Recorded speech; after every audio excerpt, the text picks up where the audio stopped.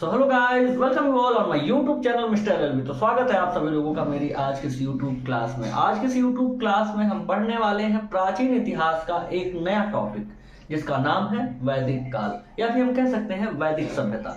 तो आइए इसके बारे में पहले समरी देखते हैं। ठीक, समरी में क्या है तो सबसे पहले हम इसमें जानेंगे वैदिक काल, वेद का अर्थ क्या होता है, आर्यंस कौन थे, आर्यंस कहाँ से आए थे।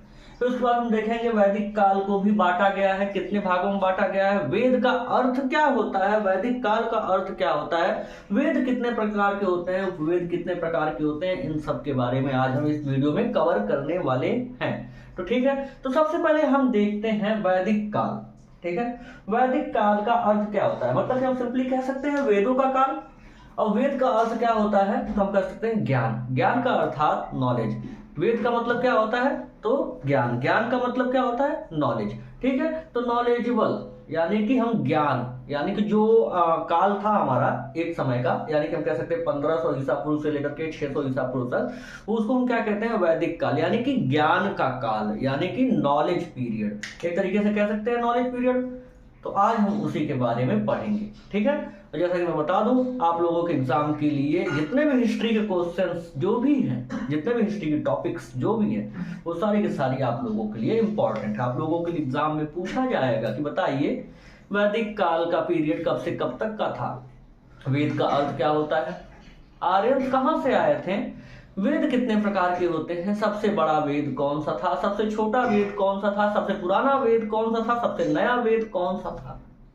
ठीक है, तो इस तरीके के क्वेश्चन आप लोगों से पूछे जाएंगे। तो आइए हम आज स्टार्ट करते हैं अपना नया टॉपिक जिसका नाम है वैदिक पीरियड, यानी कि वैदिक काल या वैदिक सभ्यता भी कह सकते हैं। ठीक है, सबसे पहले हम देखते हैं कि वैदिक काल। अब देखिए यहाँ पे क्या लिखा है, वैदिक काल को दो भागों में बांटा गया है। मतलब कि क्या है ये, कब से सोच रहा हूं कि भाई ठीक है कोई बात नहीं, प्रागैतिहासिक काल को बांट दिया, पाषाण काल को बांट दिया, बच्चों को मैं थोड़ा मोटिवेट करता रहूं ताकि बच्चों को ये ना लगे कि बहुत ज्यादा हम लोगों को पढ़ना है, इसलिए सबको बताता हूं कि बांट दिया गया, इजी बता दिया गया और उसको इजी बना करके पढ़ा जा रहा है। मतलब हर जगह बांट दिया जा रहा है, यहाँ पे भी बांट दिया गया। खैर कोई बात नहीं, आज भी यही मैं कहूंगा कि अगर बांट दिया गया है तो इजी बना दिया गया है। इजी बना दिया गया है मतलब कि आप लोग के लिए बिल्कुल कह सकते हैं हम कि पूरा इजी, यानी कि सरल लैंग्वेज में सरल है। ठीक है, तो हम देखते हैं सबसे पहले देखिए वैदिक काल। तो वैदिक कालों को दो भागों में विभाजित किया गया, यानी कि वैदिक काल को दो भागों में बांट दिया गया। जैसा कि हम लोग देख रहे हैं प्रागैतिहासिक काल को 3 भागों में विभाजित किया गया, पाषाण काल को भी 3 भागों में विभाजित किया गया।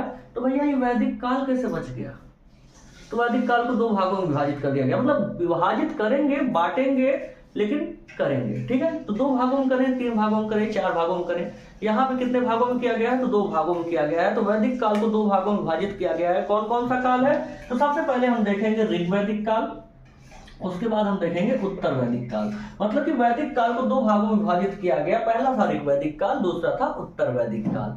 अब आइए हम देखते हैं इसका समय कब से कब तक का था। तो ऋग्वैदिक काल का समय था 1500 ईसा पूर्व से लेकर के 1000 ईसा पूर्व तक का था। यानी कि हम कह सकते हैं कि अभी प्रभु ईसा मसीह को पैदा होने में 1500 साल लगेंगे। यानी कि हम सिंपली कह सकते हैं कि प्रभु ईसा मसीह के पैदा होने के 1500 साल पहले का जो काल था वो आपका था वैदिक काल, यानी कि नॉलेज पीरियड, यानी कि ज्ञान का काल।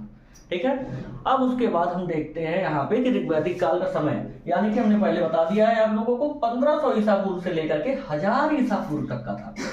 कब से कब तक का था तो 1500 ईसा पूर्व से लेकर के 1000 ईसा पूर्व तक का था। कौन सा तो ऋग्वैदिक काल। अब हम उत्तर वैदिक काल को देखते हैं। तो उत्तर वैदिक काल का समय कब से कब तक का था तो उत्तर वैदिक काल का समय था 1000 ईसा पूर्व से लेकर के 600 ईसा पूर्व तक, यानी कि हम कह सकते हैं बीसी। जैसा कि मैंने आप लोग को बीसी और एडी के बीच में डिफरेंस बताया है। बीसी का मतलब इतना जान लीजिए कि प्रभु ईसा मसीह के पैदा होने के पहले, एडी का मतलब है प्रभु ईसा मसीह के पैदा होने के बाद का समय। यानी बीसी का मतलब है प्रभु ईसा मसीह के पैदा होने के पहले और एडी का मतलब है प्रभु ईसा मसीह के बाद का समय। आप लोगों को कंफ्यूजन होती होगी कि सर अभी तो 2026 चल रहा है, तो क्या ये उसके पहले का भी काल है। जी हाँ, ये उसके पहले का भी समय है। अभी 2026 चल रहा है, मतलब कि हम कह रहे हैं कि हम एडी में हैं।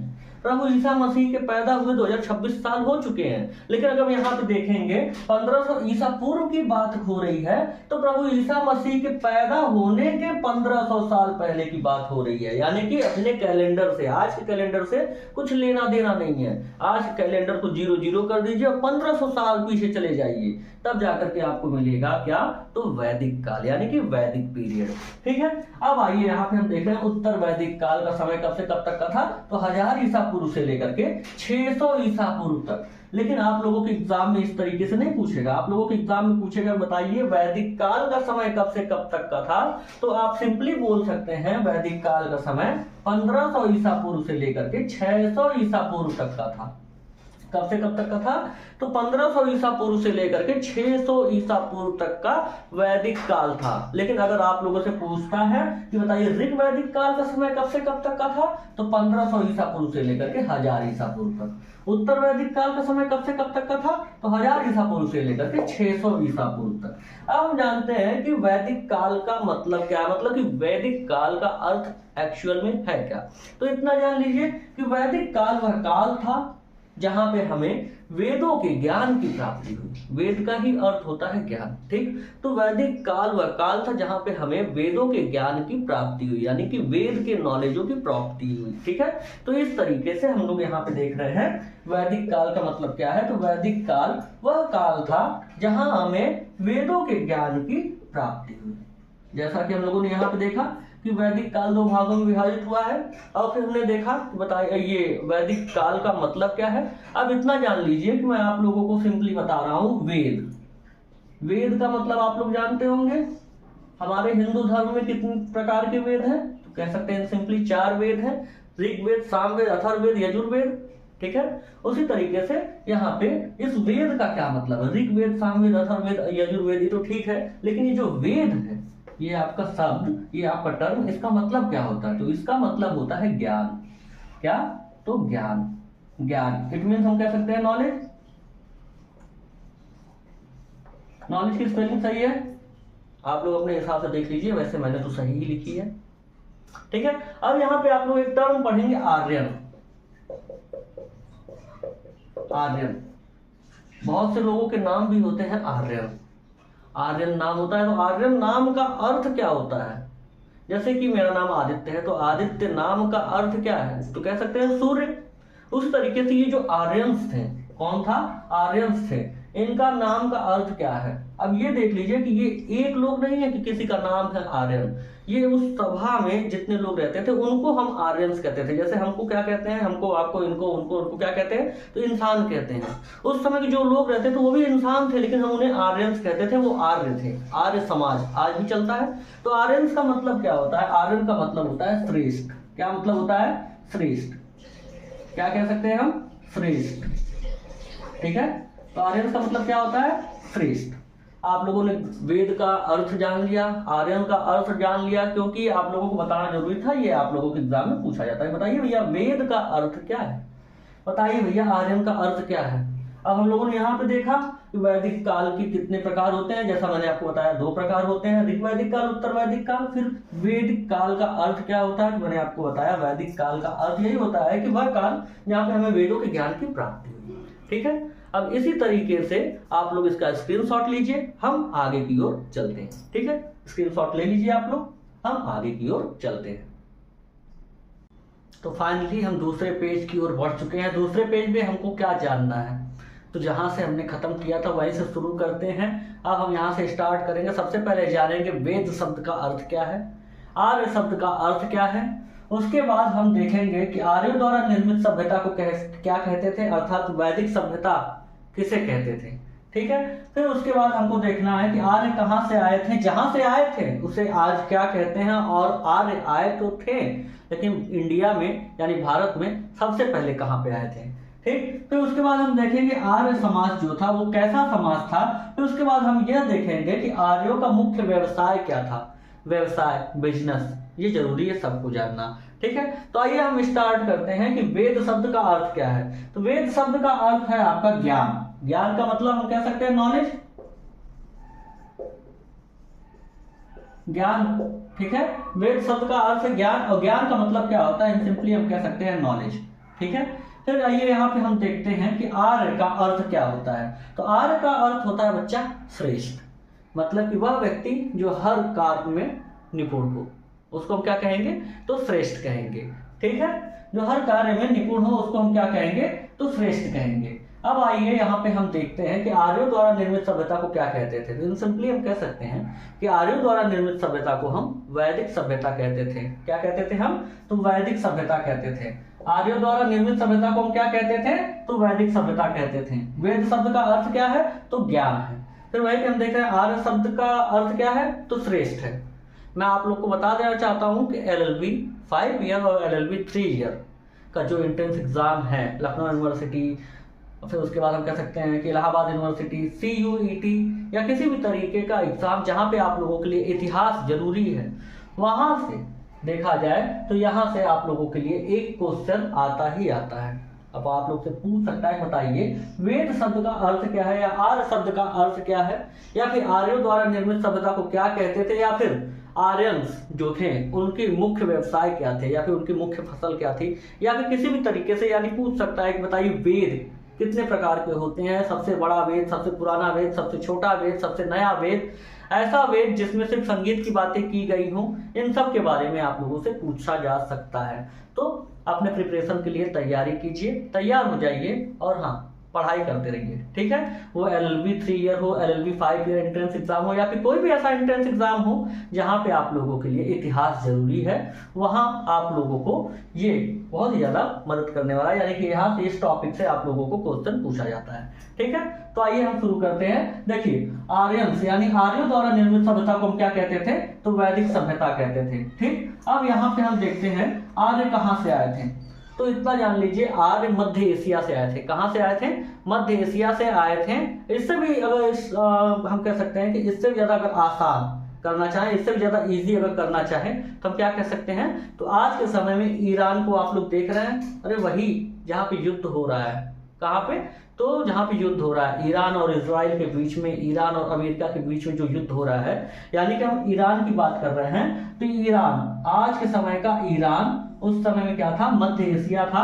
ठीक है, और आर्य जो थे हमारे, जिन्होंने वैदिक सभ्यता की शुरुआत की, वो कहां से आए थे, तो वो आए थे ईरान से। यानी कि मध्य एशिया तब इसे कहा जाता था, क्या कहा जाता था, तो मध्य एशिया कहा जाता था। तो आर्य कहां से आए थे, तो मध्य एशिया से आए थे, जिसे आज हम ईरान के नाम से जानते हैं, जिसे हम आज ईरान के नाम से जानते हैं। अब आइए यहाँ पे देखिए आर्यंस का समाज कैसा था। तो यहाँ पे आप लोग देख रहे होंगे आर्यंस का समाज पितृसत्तात्मक समाज था। इसके पहले जब आप लोगों ने कांस्य युगीन सभ्यता यानी हड़प्पा सभ्यता, या फिर हम कह सकते हैं कि त्रिभुज के आकार की सभ्यता, या फिर सिंधु घाटी सभ्यता, ये चारों नाम एक ही टॉपिक का है। ठीक, जिसे हम इंग्लिश में इंडस वैली सिविलाइजेशन भी कहते हैं। वहां का समाज कैसा था, तो वहां का समाज था मातृ सत्तात्मक। जब मैंने आप लोग को पढ़ाया था तो वहां बताया था कि आगे जब हम लोग पढ़ेंगे वैदिक काल, तो वहां पे हम देखेंगे कि पितृ सत्तात्मक समाज था। यानी कि तब के समय में लोग माताओं की पूजा किया करते थे, लेकिन वैदिक सभ्यता में अगर देखा जाए तो पिता को श्रेष्ठ माना जाता था और पिता की पूजा की जाती थी। ठीक, जैसे हम कह सकते हैं कि विष्णु भगवान, शंकर भगवान, ब्रह्मा जी, या फिर श्री कृष्ण भगवान, प्रभु रामचंद्र, इन सब की पूजा हम लोग आज करते हैं। तो ये भी अगर देखा जाए तो आज के समय में पितृ सत्तात्मक और मातृ सत्तात्मक दोनों हैं। लेकिन उस समय का समाज कैसा था, तो उस समय का समाज पितृ सत्तात्मक था। यानी वैदिक सभ्यता की बात कर रहे हैं तो वैदिक सभ्यता में कैसा समाज था, तो पितृ सत्तात्मक, यानी कि पिता की पूजा की जाती थी। अब आइए हम आगे चलते हैं। देखिए आर्यंस का मुख्य व्यवसाय क्या था। देखिए व्यवसाय यानी बिजनेस हर जगह जरूरी है भाई। पैसा किसको नहीं चाहिए, आपको नहीं चाहिए, हमें नहीं चाहिए। अब आप मेरी वीडियो देख करके पढ़ रहे हैं, क्यों पढ़ रहे हैं, आपको भी एक तरीके का ये है कि मैं LLB कर लूंगा, LLB करने के बाद फिर मैं पैसे कमाऊंगा, वो पैसा मेरे घर पे काम आएगा, जब घर पे काम आएगा तो सुख समृद्धि बनी रहेगी। मैं आप लोगों को पढ़ा रहा हूँ क्योंकि मुझे पढ़ाने का इंटरेस्ट है। हालांकि मैं भी LLB कर रहा हूँ, मेरा भी यही उद्देश्य है कि मैं पैसा कमाऊं, मेरे घर में सुख समृद्धि बनी रहे, मेरे अपने शौक को पूरा करूं, अपने माता पिता के शौक को पूरा करूं, मेरे पास भी बड़ी गाड़ी हो, मेरे पास भी बंगला हो। इन सब के लिए मैं आप लोगों को पढ़ा रहा हूँ, पढ़ रहा हूँ। तो बिजनेस एक तरीके से देखा जाए, बिजनेस यानी व्यापार बहुत ही ज्यादा इंपॉर्टेंट होता है। पैसा सबकी जरूरत होती है। बिजनेस के हिसाब से अगर देखा जाए तो बिजनेस के हिसाब से ये पढ़ाई नहीं ली जाएगी, लेकिन कोई और चीज लिया जाए तो वो बिजनेस के हिसाब से। अब जिस कैमरे से मैं बना रहा हूँ, तो मैंने दुकान से खरीदा, उस दुकान वाले ने कहीं और से मंगाया, उसने कहीं और से मंगाया, तो ये बिजनेस है। ठीक है, बिजनेस की परिभाषा मैं आप लोग को बता नहीं पा रहा हूँ, लेकिन बिजनेस के बारे में आप लोग मुझसे बेहतर जानते होंगे।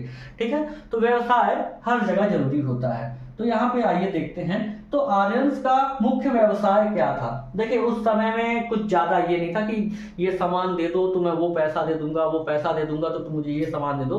उस समय में क्या था, तो उस समय में कृषि को सबसे ज्यादा श्रेष्ठ माना जाता था। अब कृषि की बात करें तो हम लोगों ने जब हम कह सकते हैं पाषाण काल पढ़ा था, नव पाषाण काल में हमने देखा था कि जो अर्ली मैन थे यानी पुराने लोग थे जो बंदरों के आकार के रहा करते थे पाषाण युग में, उन लोगों ने ही खेती शुरू कर दी थी। फिर उसके बाद हम लोगों ने देखा कि कास्ययुगीन सभ्यता यानी त्रिभुज के आकार की सभ्यता जिसको सिंधु घाटी सभ्यता कहते हैं, उसे हम एक और नाम से जानते हैं। किस नाम से जानते हैं, तो हम कह सकते हैं कि कोई एक और नाम था। ठीक है, इंडस वैली सिविलाइजेशन ले लेते हैं, एक और कौन सा नाम था, तो हम कह सकते हैं हड़प्पा काल। ठीक है, हड़प्पा काल में भी क्या होता था, खेती होती थी।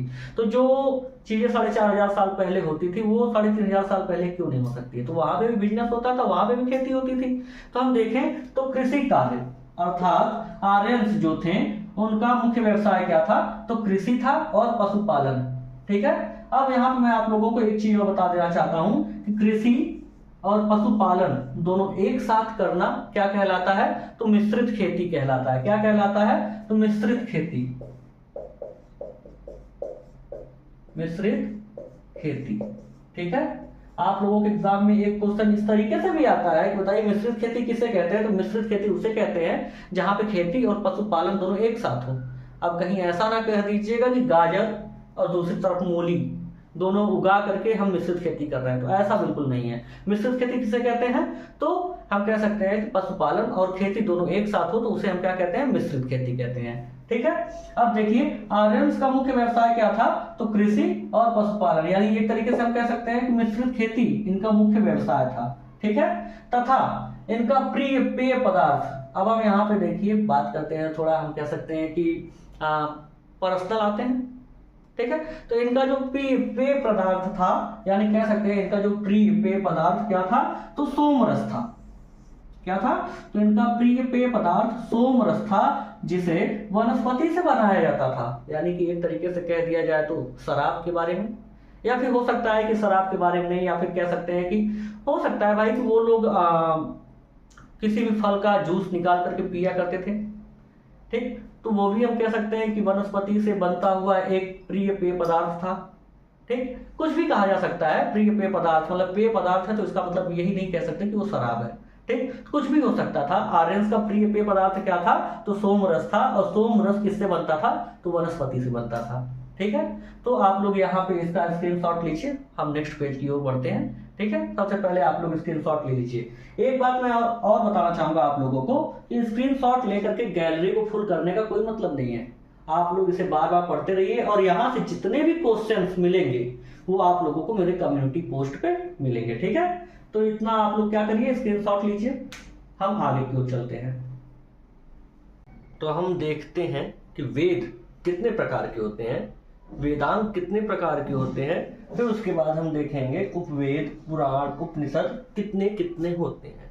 हम कह सकते हैं कि वेद कितने प्रकार के होते हैं, पुराण, उपनिषद और वेदांत कितने कितने होते हैं। तो आइए हम देखते हैं। ठीक है, इसके पहले वाला आप लोगों ने स्क्रीनशॉट लिया होगा, अब इसका भी स्क्रीनशॉट आप लोग पहले ले लीजिए, फिर उसके बाद हम डिस्कस करते हैं। ठीक है, स्क्रीनशॉट आप लोगों ने ले लिया होगा।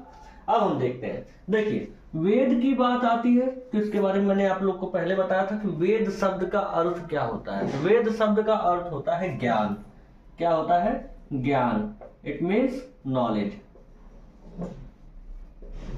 स्पेलिंग सही है बाबू लोग, स्पेलिंग सही है, मुझे भी स्पेलिंग आती है।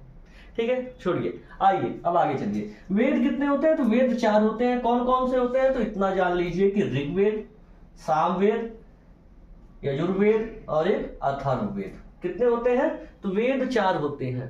LLB and BA LLB entrance exam, यानी हम कह सकते हैं कि LLB 3 या LLB 5 ईयर एंट्रेंस एग्जाम में ये क्वेश्चन आप लोगों से पूछा जा सकता है। ठीक है, पूछता भी है। यानी कि इतना जान लीजिए कि कोई भी एंट्रेंस एग्जाम अगर आप दे रहे हैं या फिर किसी भी तरीके का एग्जाम आप लोग दे रहे हैं, अगर वहां पे हिस्ट्री पूछी जा रही है तो ये क्वेश्चन आप लोगों को आना यानी कि स्वाभाविक माना जाएगा, यानी कि आ सकता है। अब आइए देखते हैं कि वेद कितने होते हैं। तो वेद कितने होते हैं? 4 होते हैं। इसको आप लोग पहले नोट डाउन कर लीजिए। वेद 4 होते हैं। कौन कौन से होते हैं? तो ऋग्वेद होते हैं, सामवेद होता है, यजुर्वेद होता है, अथर्ववेद होता है। अब इसके बारे में हम डिटेल भी पढ़ेंगे, ठीक है। तो वेद कितने हैं? तो 4 वेद होते हैं। कौन कौन से? ऋग्वेद, सामवेद, अथर्ववेद, यजुर्वेद। कौन कौन से? ऋग्वेद, सामवेद, यजुर्वेद, अथर्ववेद, ठीक है। तो इसी तरीके से आपके 4 वेद हो गए, ठीक है। वेद का मतलब होता है ज्ञान, यानी कि हम कह सकते हैं कि ये जो 4 वेद है वो पूरे ज्ञान से भरा हुआ है, ठीक। इसके बारे में हम अभी देखेंगे। अब आइए देखते हैं उपवेद। उपवेद कितने होते हैं? तो उपवेद भी आपके 4 होते हैं, यानी कि वेद भी 4 होते हैं, उपवेद भी 4 होते हैं। लेकिन आप लोग के लिए इंपॉर्टेंट क्या है? तो इंपॉर्टेंट यही है, वेद पूछेगा और ये पूछेगा कि कितने प्रकार के होते हैं, किस वेद में क्या लिखा है और किस वेद किससे रिलेटेड है, ठीक है। तो अब आइए देखिए, उपवेद देखा आपने 4। अब यहाँ देखिए पुराण। पुराण कितने होते हैं? 18 होते हैं। इसके रचयिता कौन थे? तो इसके रचयिता लोमहर्ष को माना जाता है। किसको? तो लोमहर्ष को माना जाता है। यहाँ पे आप लोग को समझ में आ रहा है? यहाँ पे मैं आपको बड़ा बड़ा लिख देता हूँ, लोमहर्ष। लोमहर्ष जी थे, उनको क्या कहा जाता था? तो पुराण के रचयिता, यानी कि पुराण के रचयिता कौन थे? तो पुराण के रचयिता लोमहर्ष जी को माना जाता था। अब इसमें से आप लोग से ये क्वेश्चन से पूछ सकता है कि बताइए सबसे पुराना वेद, सबसे पुराना पुराण कौन सा है? इसके आगे कुछ नहीं पूछेगा पुराण से। तो सबसे पुराना पुराण आपका हो जाएगा मत्स्य पुराण। कौन सा? तो मत्स्य पुराण सबसे पुराना पुराण माना जाता है आपका। अब यहाँ पे आता है उपनिषद। बताइए भैया उपनिषद कितने हैं? तो उपनिषद 108 हैं। कितने हैं? तो 108। अगर आप यूपी से हैं तो मैं आप लोग को रिमाइंड करवा दूं कि 108 नंबर की एक एम्बुलेंस चलती है, जो कि किसी गवर्नमेंट ने चलवाई थी। किसी गवर्नमेंट यानी कि अखिलेश भैया ने चलवाई थी, यादव जी। तो ठीक है, तो उन्होंने क्या किया था, 108 नंबर की एक एम्बुलेंस चलवाई थी। उससे आप लोग ये जान सकते हैं कि 108 उपनिषद होते हैं। मतलब कि उससे आप लोग कल्पना नहीं करना है आप लोगों को, बस आप लोगों को याद करने की एक ट्रिक बता रहा हूँ। 108 नंबर की एम्बुलेंस चलती हैं और हमारे उपनिषद कितने हैं? तो वो भी 108 हैं। तो उपनिषद कितने हैं? तो 108 है। 108 नंबर की क्या चलती है? तो एम्बुलेंस चलती है, यूपी में चलती है, ठीक है, 108 नंबर। लेकिन अगर यहाँ पे हम देख रहे हैं उपनिषद, तो उपनिषद भी 108 है। आप लोग यहाँ से याद कर सकते हैं कि अगर एम्बुलेंस 108 नंबर की चलती है तो उपनिषद के बारे में बात करें तो वो भी तो 108 है, ठीक है। अब आइए यहाँ पे देखते हैं इन सब में आप लोगों का इंपॉर्टेंट क्या है। तो बस इतना कि उपनिषद कितने हैं? 108। और उन सब में भी इंपॉर्टेंट आपका है मुंडक उपनिषद। कौन सा उपनिषद? तो मुंडक उपनिषद जो है वो आपका सबसे ज्यादा इंपॉर्टेंट है, क्योंकि भारतीय राष्ट्र वाक्य सत्यमेव जयते, हर हिंदुस्तानी ने सुना होगा सत्यमेव जयते। हर जगह लिखा भी तो नहीं होता, लेकिन कहीं कहीं लिखा होता है। जैसे कि आप न्यायालय जा रहे हैं, यानी कोर्ट जा रहे हैं, यहाँ वहां जा रहे हैं, कहीं पे भी आप लोग को देखने में मिल जाएगा कि सत्यमेव जयते लिखा हुआ है, ठीक है। तो उसी तरीके से ये जो भारत का राष्ट्रीय आदर्श वाक्य, यानी कि भारत का आदर्श राष्ट्रीय वाक्य जो भी कहते हैं सत्यमेव जयते, कहाँ से लिया गया है? तो उपनिषद से लिया गया है। उपनिषद में कौन सा उपनिषद? तो मुंडक उपनिषद से लिया गया है। कहाँ से? तो मुंडक उपनिषद से। सत्यमेव जयते कहाँ से लिया गया है? उपनिषद से लिया गया है। किस उपनिषद से लिया गया है? तो मुंडक उपनिषद से लिया गया है, ठीक है। अब आइए हम देखते हैं वेदांग के बारे में। तो वेदांग कितने होते हैं? तो वेदांग आपके 6 होते हैं।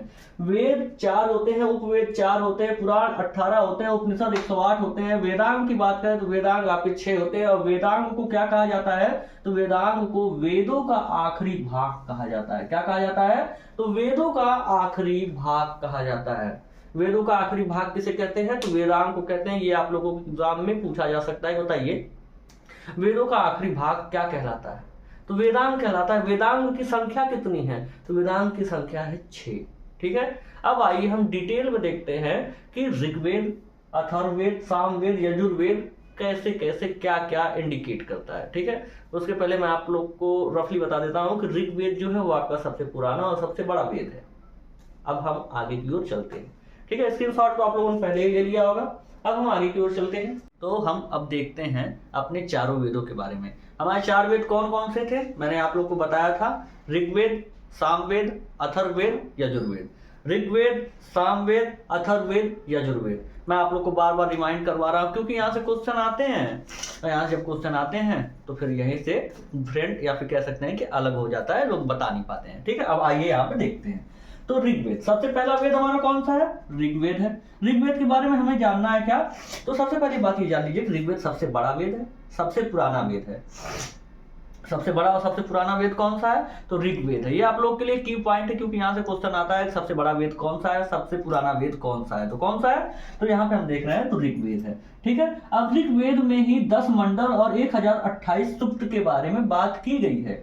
ठीक है, अब इतना जान रहे हैं आप कि 10 मंडल और 1028 सूक्त किसमें है? तो ऋग्वेद में है। अब यहाँ पे देखते हैं हम मंडल। तो तीसरे मंडल की बात करें तो ऋग्वेद के तीसरे मंडल में गायत्री मंत्र लिखा हुआ है। ठीक है, तो तीसरे मंडल में क्या है? तो गायत्री मंत्र का वर्णन है। और गायत्री मंत्र को लिखने वाला कौन था? तो विश्वामित्र थे। गायत्री मंत्र के रचयिता कौन थे? तो विश्वामित्र थे। ये कहाँ पे लिखा है? तो ऋग्वेद के तीसरे मंडल में। ठीक है, अब यहाँ पे हम देखते हैं 9वां मंडल। 9वां मंडल डायरेक्ट आपका सोमदेव को समर्पित है। किसको? तो सोमदेव को समर्पित है। वहीं पर 10वां मंडल देख रहे हैं तो 10वां मंडल पुरुष सूक्त का वर्णन है। किसका वर्णन है? तो पुरुष सूक्त का वर्णन है। इट मीन्स हम कह सकते हैं जातियों का बंटवारा। किसके आधार पे? व्यवसाय के आधार पे, बिजनेस के आधार पर जातियों का बंटवारा हुआ। कौन कौन सा था? तो ब्राह्मण, क्षत्रिय, वैश्य और शूद्र। कौन कौन सा? तो ब्राह्मण, क्षत्रिय, वैश्य और शूद्र।